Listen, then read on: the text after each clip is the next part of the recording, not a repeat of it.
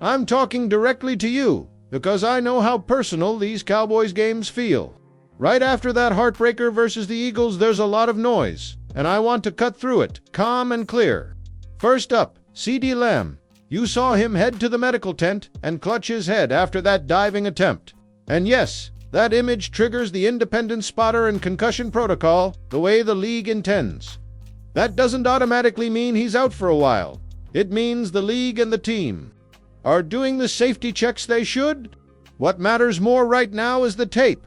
Multiple drops in key moments, including a dagger route that hit him square, and another slant that was catchable. I want you to understand, I'm not putting this all on the kid. He owned it in his post-game comments and says he'll correct it. But when you're one of the top receivers in football, the margin for error is razor thin, and tonight the margin cost the team points. I expect CeeDee to bounce back. I still rank him among the league's best, and I expect him to tighten up his technique. That said, you deserve straight talk about what happened so we can demand accountability from the stars we root for every week. Now I want you to interact. On a scale of 1 to 10, how upset are you about this loss? Drop your number in the comments so I can get a feel for the room. While you're typing that, hit the like button. It helps this channel reach more Cowboys fans. And if you're not already subscribed, please subscribe to help us hit the 16,000 subscriber goal. It's real, it matters, and it gets you live breakdowns with me after every big game. If you think Lamb bounces back quickly, vote YES in the pinned poll. If you think he needs a reset and maybe a short mental break, vote no. Tell me, which catch did you wince about most, and why? The deep shot, the slant, or the contested grab? I read those comments and want to respond to the best ones in tomorrow's quick breakdown. I'm not burying CeeDee, far from it. But tonight's tape matters, and it will be used to coach better technique and focus. That's the balance we should take. Hold guys to the standard, but also give them the roadmap to fix it. In the next section, I'll dig into the running game and why I think the coaching staff should be getting Jaden Blue more involved after that Sanders sequence. If you want deeper film breakdowns, different camera angles, and timing on those contested throws, tell me in the comments and I'll make that a follow-up. Your feedback shapes these videos and the next one will respond to what you want to see. Let's pivot to the ground game, because if we're being honest, that's where a lot of eyes were after week 1.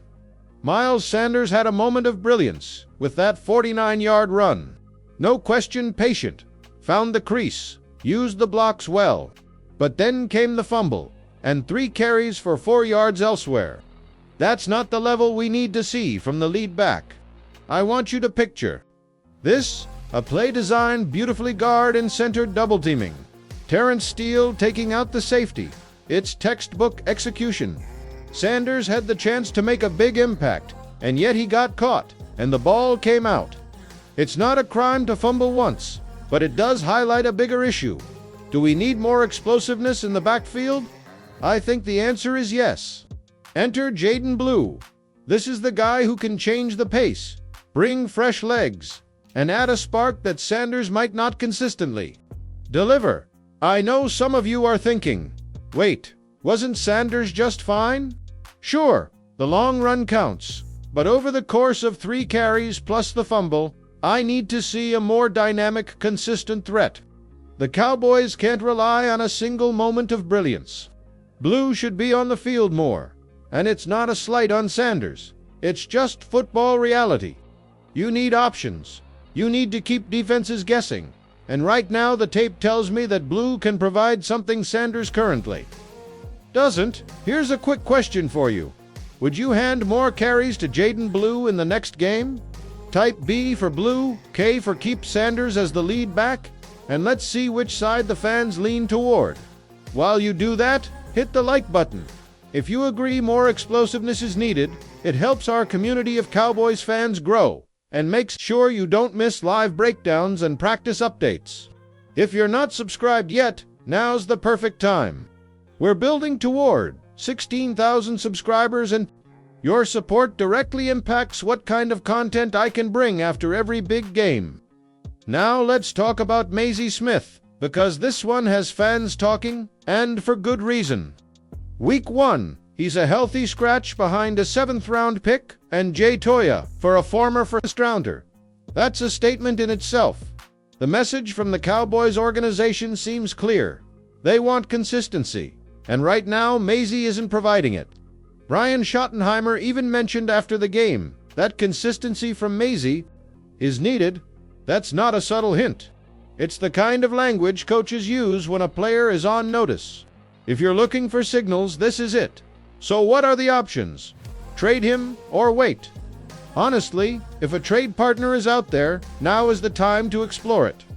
Mazi is 5th at best on the defensive tackle rotation, and the Cowboys have Kenny Clark in the mix. Depth is fine, but the opportunity cost is growing. Holding on to a player who's clearly behind in the pecking order might not be the smartest move. Remember Taco Charlton's situation a few years ago?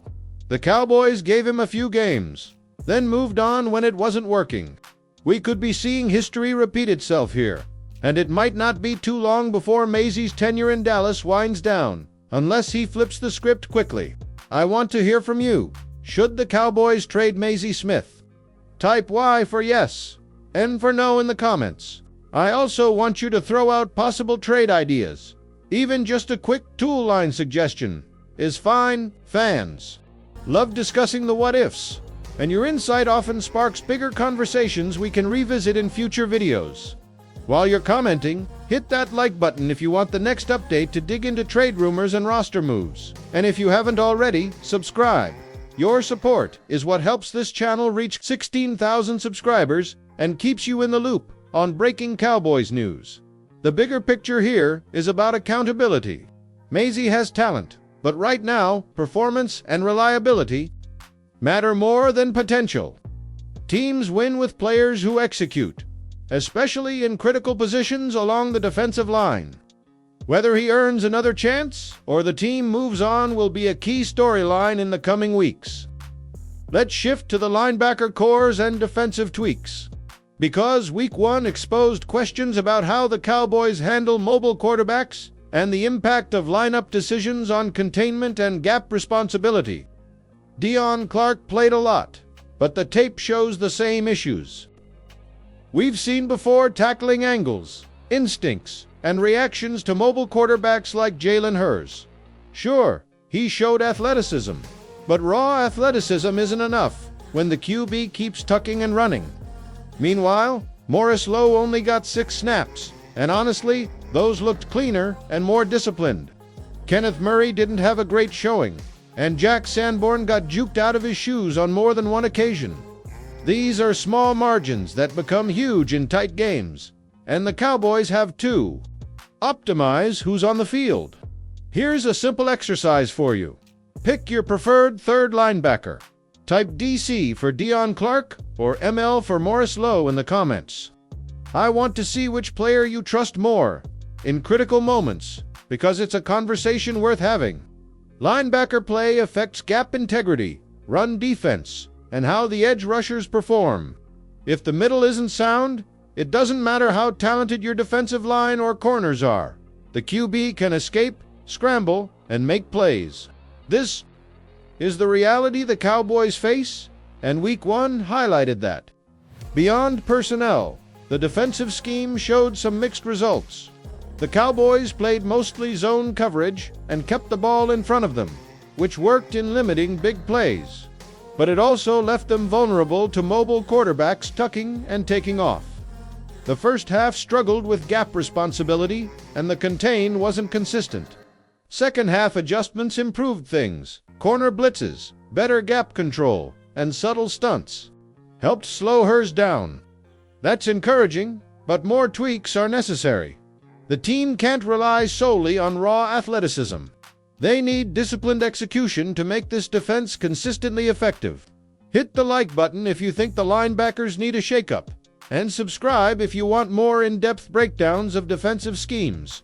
Your engagement directly helps this channel reach 16,000 subscribers, which keeps you updated on film study and roster adjustments throughout the season. Let's pull all this together and focus on the big picture.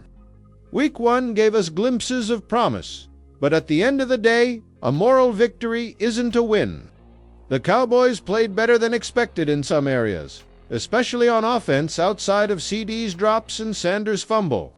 The team showed fight adjusted on defense in the second half and responded to adversity, including the weather delay. Those are steps in the right direction, but the truth is, wins are the metric that matters. Fans like you and me know that moral victories don't make the playoffs, and the Cowboys need to build on what worked while correcting what didn't. Looking ahead, there are several focus points. On offense, tighten the roots, sharpen the hands, and keep leveraging Jaden Blue for explosiveness. On defense, gap integrity, spy responsibilities, and consistent linebacker performance are critical. The adjustments made in the second half against Jalen Hurts are promising, but they can't be an anomaly. Mobile quarterbacks. We'll continue to test the team, and if containment fails again, those games slip away, just like Week 1. Every play, every adjustment, and every personnel decision matters more than ever. Here's where you come in. Do you still believe the Cowboys can make the playoffs this season? Type Y for yes, N for no in the comments. I want to gauge the fan sentiment because your voice is part of the conversation we're building here. While you're commenting, hit the like button if you want continued breakdowns, rumor updates, and Week 2 previews. And if you haven't yet, make sure to subscribe. We're pushing toward 16,000 subscribers, and your support keeps this channel delivering timely, in-depth coverage directly to Cowboys fans like you. At the end of the day, this isn't about panic or overreaction, it's about awareness, accountability, and actionable steps. CeeDee Lamb will bounce back. Jaden Blue should see more touches. Mazi Smith's future may be decided soon, and the linebackers and defensive scheme need fine-tuning. Keep your eyes on practice reports in Week 2, because the team's ability to execute these adjustments will determine whether these early lessons translate into wins. The Cowboys have shown promise, but promise only counts when it turns into production on game day.